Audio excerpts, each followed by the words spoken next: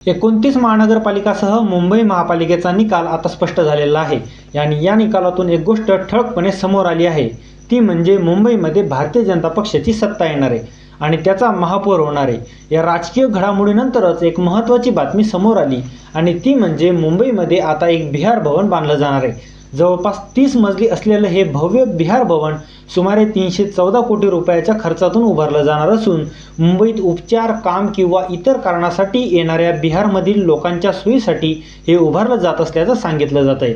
इथे राहण्याची, उपचारांची आणि इतर अनेक सुविधा असतील, पण मग प्रश्न निर्माण होतो, हे बिहार भवन नेमकं कोण बांधत आहे, ते मुंबईतच का बांधलं जात आहे आणि याला मनसेने विरोध का केला आहे, हे सगळं आजच्या व्हिडिओमध्ये आपण पाहूया। नमस्कार, मी रतन आणि तुम्ही पाहताय रतन रिपोर्ट। बिहार सरकारने मागील आठवड्यात मुंबईत बिहार भवन उभारण्याची योजना जाहीर केली आहे। या प्रकल्पासाठी सुमारे 314.20 कोटी रुपयांचा खर्च अपेक्षित आहे। हे बिहार भवन मुंबईतील एल्फिन्स्टन इस्टेट परिसरात म्हणजेच दादर परळ भागात बांधलं जाणार आहे। जवळपास 27 गुंठे म्हणजे सुमारे 0.68 एकर जागेवर हे 30 मजली अत्याधुनिक भवन उभारलं जाणार आहे। या इमारतीत 200 ते 250 गाड्यांसाठी पार्किंगची सुविधा असेल, 178 खोल्या असतील आणि एकूण 240 बेड्सची व्यवस्था केली जाणार आहे।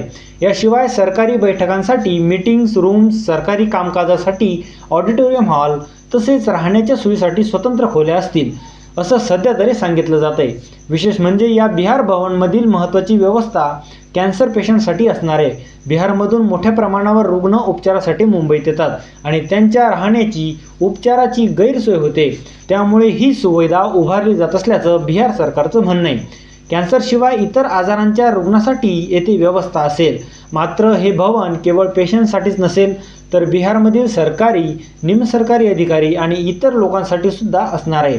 जे लोक दररोज कामाच्या शोधात आणि सरकारी कामासाठी बिहारमधून महाराष्ट्रात येतात आणि सुरुवातीला ज्यांची राहण्याची व्यवस्था नसते, त्यांच्यासाठीही ही सुविधा वापरता येईल असं सांगितलं जात आहे।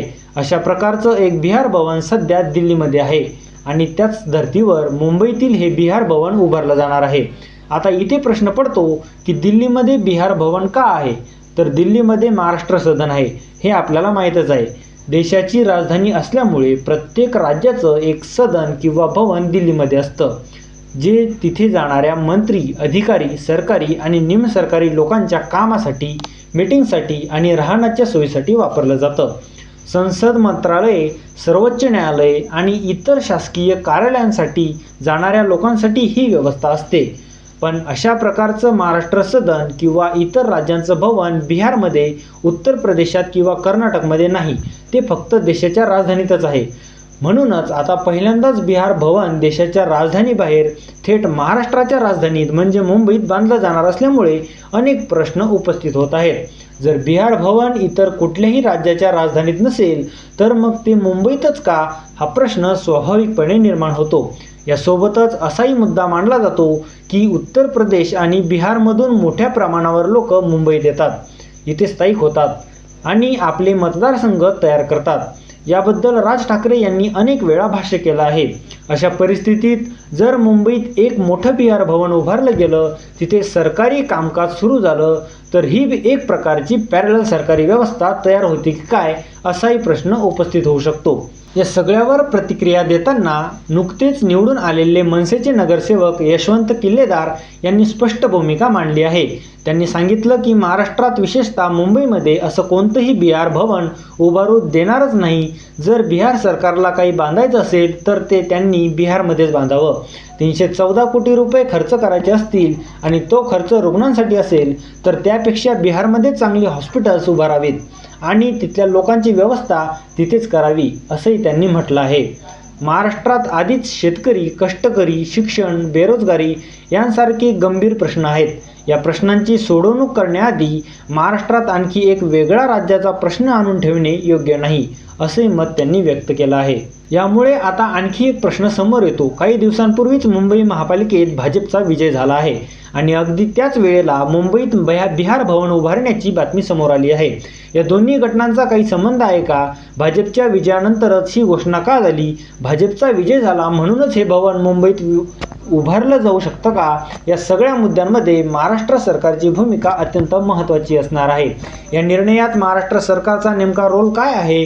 कोण याबाबत स्पष्टीकरण देणार आहे आणि पुढे काय भूमिका घेतली जाणार आहे हे येणाऱ्या काळात स्पष्ट होईल। सध्या तरी एवढंच निश्चित आहे की मुंबईमध्ये बिहार भवन उभारण्याची तयारी सुरू आहे आणि याबाबतची माहिती समोर आली आहे। या मुद्द्यावर तुमचं मत काय आहे हे कमेंट बॉक्समध्ये नक्की कळवा।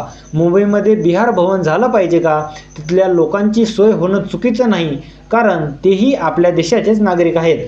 पण जर असं बिहार भवन देशाच्या इतर कुठल्याही राज्याच्या राजधानीत नसेल तर मग ते मुंबईत असण्याची गरज का आहे? हा प्रश्न महत्त्वाचा आहे। यावर तुमचं मत आम्हाला जरूर कळवा आणि व्हिडिओ आवडला असेल तर लाईक आणि सबस्क्राईब करायला विसरू नका। धन्यवाद। नमस्कार।